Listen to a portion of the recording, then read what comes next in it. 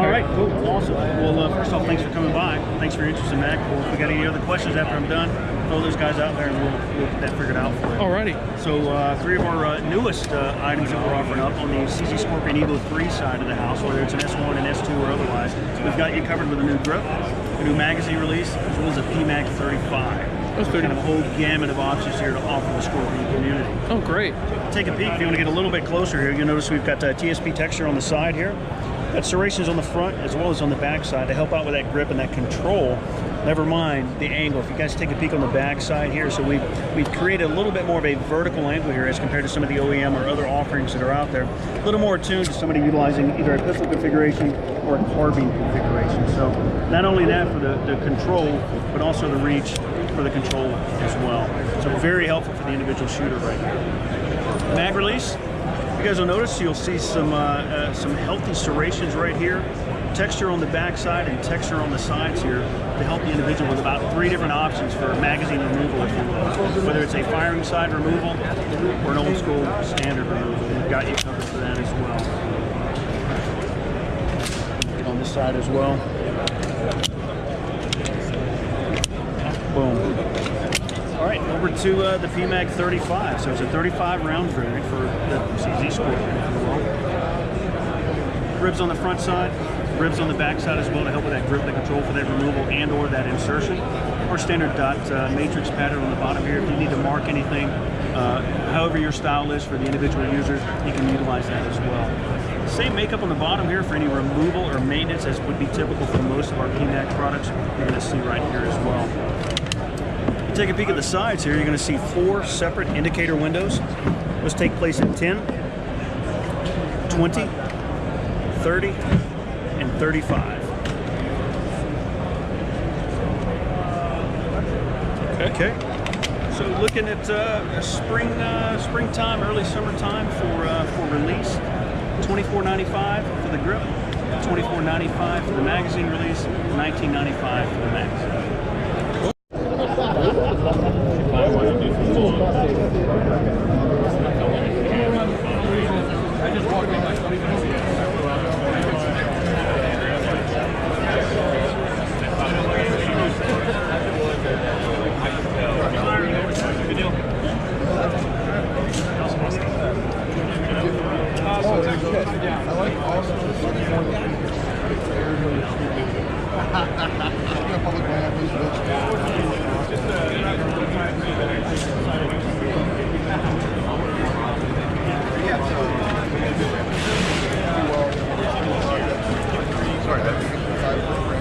Outstanding. So what we've got here is our Pro 700 long. You're probably already familiar with the short action variant that we released last year. So we've expanded that line at this point. We're now 700 long action compatible. As far as material makeup, feature sets, etc., identical, if you will. We can run through those if you guys, if you'd like to hear about that as well. I would like to. So this, if you take a peek here, we've got. This is, in essence, front to back is 6061 T6 hard anodized aluminum. Machined on the back, a full extrusion on the front side. To give you a little bit of an appreciation of the internals or the guts, if you will, of the Pro chassis itself. We've got a few steel components intermixed, some of the gearing mechanisms as well as the hinge. Otherwise, it's a 6061 T6 that we talked about. Full functionality on the back side of the stock here. So if we take a peek at the grip, 2 fasteners on the back side of this. We've got a vertical component that we can do for adjustments here. 1.3 inches out of the top, 0.9 inches out of the bottom. On top of that, to further enhance that, Oh, you're fine. and the grip will, you can can it 5 degrees either side of center line. So you not only have that vertical component, I can adopt that as necessary to fit me with whatever gear configuration or suiting mechanism I'm in. That'll work. What's the length of pull adjustment? It's 13.2 to 15.1. Okay. However, the fine-tune adjustment on the backside is 1.9 inches from collapse to full extension. Okay. Absolutely. Riser height adjustment as well, so it's also a 2-part adjustment mechanism. So I can go vertical, about 1 inch, but I can also move forward and aft. So if you take a look right here, you're going to see 3 holes in the front and 3 holes in the back. Those are going to be for the fasteners right here, and I've got, in essence, about 3/8 of an inch in between each. So 3 different positions I can fine-tune that to whatever weld I'm looking for. Okay. Fully ambidextrous as well, so I can fold this left, I can fold it right. Same mechanism. Take the screws out of the top, rotate it 180 degrees, torque it right back down, I can fold in the opposite direction. If I'm not a fan of folding and I have a desire for a completely fixed stock, then our fixed stock adapter will take care of you there as well. Same interface, same hardware.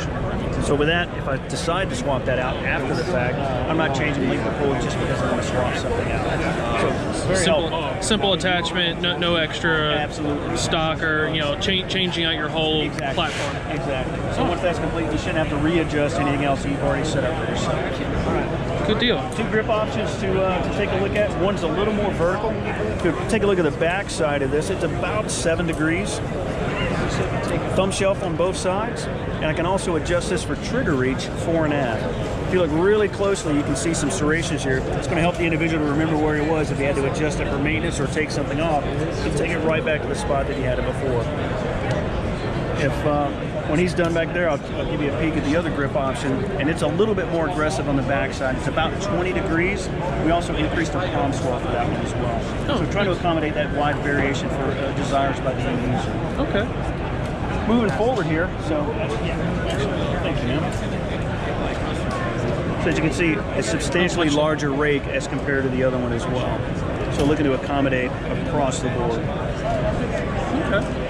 All right, as far as, actually we talked about the bolt cutout as well as the QD. Making that swap is very quick and simple. As you can see here, we've got a right-handed action set up. As you can see up here in the short action variant, we've got a long action set up. And again, if I wanted to swap that out, I'm looking at all in 2 to 3 minutes. Remove those fasteners, change the bolt cutout with the QD, retorque them, and I can throw another action in there. No special tooling, standard torque fit? Standard hex bit. Hex bit, okay. Absolutely. That'll work. So moving on forward here, so AICS pattern mag wells. So obviously this is our long action here, short action up here. So this one in particular will ship with a long action standard and a long action magnum magazine. So the end user, if he's running one or the other, we've got him covered in both directions. Short action only for this guy. All right.